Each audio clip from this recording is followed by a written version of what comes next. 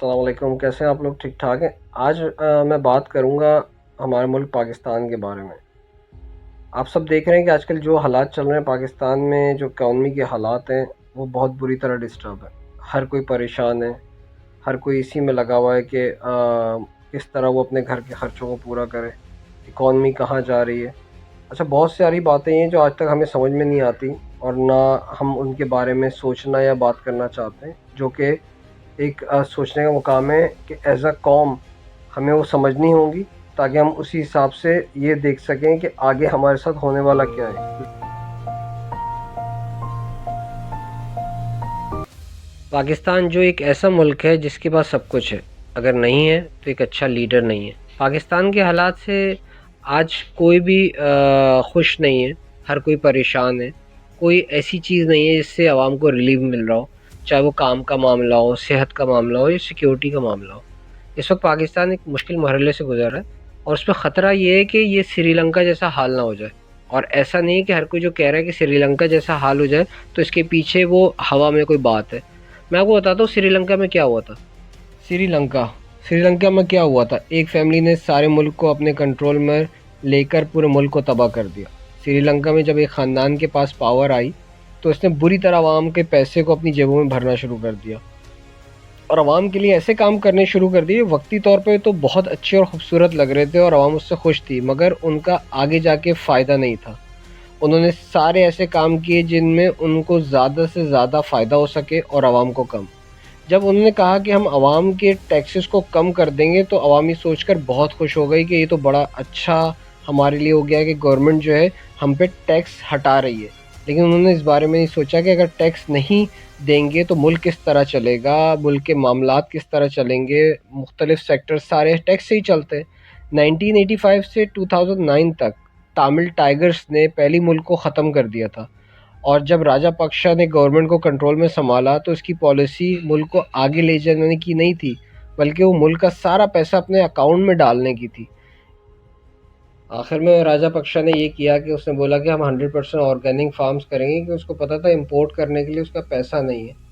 وہیں پہ سب سے بڑا کولیپس آیا جب حالات خراب ہوئے اینڈ آف 2021 میں، تو گورنمنٹ کے پاس اتنے پیسے نہیں تھے کہ وہ food, fuel, electricity, medicine, even یہ کہ پیپر، اسکول کے پیپرز کے لیے وہ پیسے دے سکتے۔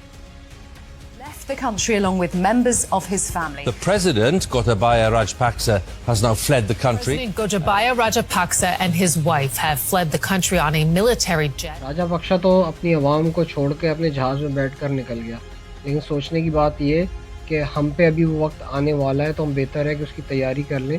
یہ نہ ہو کہ ہمارے لیڈر بھی اپنا پیسہ سمیٹ کے ملک سے نکل جائیں اور ہم صرف اور صرف پچھتاتے رہیں۔ عمران خان، جس نے اپنی ساری زندگی وہ کام کیے جس میں اس نے عوام کی بھلائی دیکھی، اور جب اسے موقع ملا اور گورنمنٹ میں آیا تو آ کر وہ ملک اور عوام کے لیے بے لوث ہو کر کام کرنا چاہا تو بہت سے لوگوں کے لیے پریشانی کا باعث بنا جو اس ملک کو تباہ کرنا چاہتے تھے۔ عمران خان جس کے دور حکومت میں کیے گئے ایسے کام جو آپ کو جاننا ضروری ہیں، رپورٹس کو پبلک کر دیا، جبکہ اس کے پیچھے اپنے دوستوں کے نام شامل تھے۔ چینی مافیا اور دوسرے بااثر لوگ کو اسے ڈٹ کے مقابلہ کیا۔ جہانگیر ترین جیسے دوست کی کنگ میکر اور اپنی جماعت کے لیے سب کچھ کرنے والے دوست سے تعلق ختم کر لیے۔ اگست میں اقتدار سنبھالنے والی حکومت کو دسمبر میں بھاری بھرکم قرض واپس کرنا تھا، بلکہ سود سمیت واپس کرنا تھا۔ اس نے بھی اس وقت فرینڈز آف پاکستان سے رابطے کیے، IMF سے آسان اقساط پر قرضے حاصل کیے، FATF سے بھی کامیاب مذاکرات کیے اور بھارت کو دنیا کے سامنے ظاہر کیا اور پاکستان کو بلیک لسٹ سے باہر نکالا۔ کرونا کے دور میں ملک کو اور معیشت کو سنبھالا اور کرنٹ اکاؤنٹ ڈیفیسٹ کو ناقابل یقین حد تک بہتر کیا۔ ڈیم کی تعمیرات شروع کی جو کہ آج تک کسی بھی حکومت کی ترجیحات میں شامل نہیں تھی۔ نئے بجلی کے منصوبے شروع کیے اور سابقہ حکومت کے پرانے اور مہنگے منصوبے اور مہنگی بجلی کی روک تھام کے لیے IBP سے معاہدے کیے۔ اداروں میں بہت ساری تبدیلیاں کر کے ان کی صلاحیت کو بڑھایا۔ FBR ہو، امپورٹ ایکسپورٹ کا نظام ہو، PIO، پوسٹ آفس، سب ادارے خسارے سے باہر نکلنا شروع ہو گئے۔ جو حکومت آتی تھی وہ صرف اسے اپنے ورکرز اور جاننے والوں کو نوکریاں دینے کے نام پر ہر ادارے کو تباہ کرتی رہی، چاہے وہ PIO، کراچی کے واٹر بورڈ ہو، جہاں 10 لوگوں کی ضرورت تھی وہاں 100 لوگوں کو بھرتی کیا گیا۔ تعلیمی نظام پر پہلی بار اس حکومت نے کام کیا اور بہت ساری اصلاحات کی۔ CPEC جیسے منصوبے کے تحت خیبر پختونخوا سے کراچی تک نئے ریلوے ٹریک بھی بچھانا شروع کر دیا۔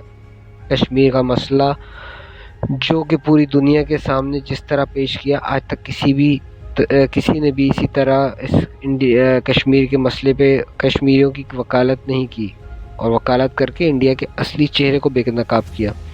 امریکہ کو افغان اور طالبان کے درمیان مذاکرات سے لے کر پوری امت مسلمہ میں پاکستان کی الگ پہچان بنائی۔ قانون سازی میں عورت کی وراثت، بچوں کی حفاظت، FATF اور نیب میں بے تحاشا کام کیا۔ پہلے پاکستانی وزیر اعظم جس نے ساری دنیا میں ناموس رسالت کے مسئلے کو اجاگر کیا اور قانون سازی کروائی، جس کا آج تک کوئی حکومت سوائے باتیں کرنے کچھ نہیں کر سکی۔ افغان پاکستان بارڈر پہ 1640 مائلز بڑی فینس کا کام پورا کروایا، جس کی اشد ضرورت تھی۔ یہاں میں بتاتا چلوں، میں عمران خان کا کوئی حامی نہیں ہوں، نہ مجھے وہ بہت زیادہ کوئی پسند ہے۔ میں اگر اپنے ملک کی بات کروں تو میں ایک سچا پاکستانی ہوں، جس کو پیار اس شخص سے ہوگا جو میرے ملک کو کچھ بہتری کی طرف لے کے جائے گا، میرے حالات اچھے ہوں گے، میرے گھر کے معاملات آسان سے آسان ہوتے چلیں گے۔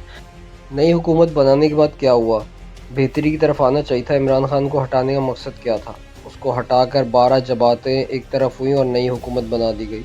اس کے بعد سے آپ خود دیکھیں، حالات بد سے بدتر ہوئے، اکانومی کو کہاں لے آ کے کھڑا کر دیا۔ عمران خان جو جس طرح حکومت کو لے کے چل رہا تھا، اور اس کے بعد 3 سے 4 مہینے میں ملک کو اس تباہی کی طرف لے جایا گیا جس طرف وہ کبھی بھی نہیں گیا تھا۔ عمران خان کے دور حکومت میں بہتر حالات تھے، اس کے بعد پیٹرول، مہنگائی اور حالات اس بری طرح چینج ہوتے گئے کہ کسی کو اندازہ ہی نہیں ہوا کہ ہو کیا رہا ہے۔ میں آپ کو یہ بتا دوں، اکانومی آپ کی اگر بد سے بدتر رہے گی، آپ بالکل اینڈ پر آ جائیں گے، جس وقت ملک تباہی کے اینڈ پہ آ جاتا ہے۔ اس وقت آپ کے پاس الیکٹرک نہیں ہے، پاور سپلائی شارٹیج کا مسئلہ ہے، اس وجہ سے فیکٹریز نہیں چل رہی ہیں۔ فیکٹریز نہیں چلیں گی تو ایکسپورٹ نہیں ہوگی، ایکسپورٹ نہیں ہوگی تو آپ کی اکانومی نیچے کی طرف جاتی رہے گی، اور ان دا اینڈ آخر میں کیا ہوگا؟ جب امپورٹ ایکسپورٹ کا معاملہ رکے گا تو آپ کے پاس امپورٹ کے پیسے نہیں ہوں گے اور برا حالات اور وقت شروع ہو جائیں گے۔ یہی وقت ہے، نکلیں گھر سے اور اپنے حق کے لیے آواز اٹھائیں۔ یہ گھر پہ بیٹھنے کا وقت نہیں ہے۔ آج اگر یہ قوم نہیں نکلی ملک گھر سے تو یہ ملک تباہی کی طرف جائے گا۔ جو اس وقت آپ خود آبزرو کر لیں، نوٹ کر لیں، جو آپ کے اوپر بیٹھے ہوئے حکمران ہیں انہیں کوئی فرق نہیں پڑتا، وہ صرف اور صرف حکومت کو چلانے کی خاطر جو بہتر سے بہتر فیصلے وہ کر رہے ہیں، پیسہ اپنی جیبوں میں بھر رہے ہیں، عوام پیسے جا رہی ہے، غریب جو ہے اس وقت اس کے جینا محال ہو گیا ہے۔ آپ اسٹریٹ کرائمز میں دیکھ لیں، چوری، لوٹ کھسوٹ، اور حالات بد سے بدتر ہو جا رہے ہیں۔ کیوں؟ جس کے پاس پیسہ نہیں ہوگا وہ جا کے الٹے طریقے اپنائے گا۔ پیٹرول کہاں جا رہا ہے، ہم کس طرف جا رہے ہیں؟ تو ایز اے قوم ہمیں یہ فیصلہ کرنا ہے کہ ہمیں گھروں سے نکل کر اپنی تقدیر خود بدل لیں۔ Thank you.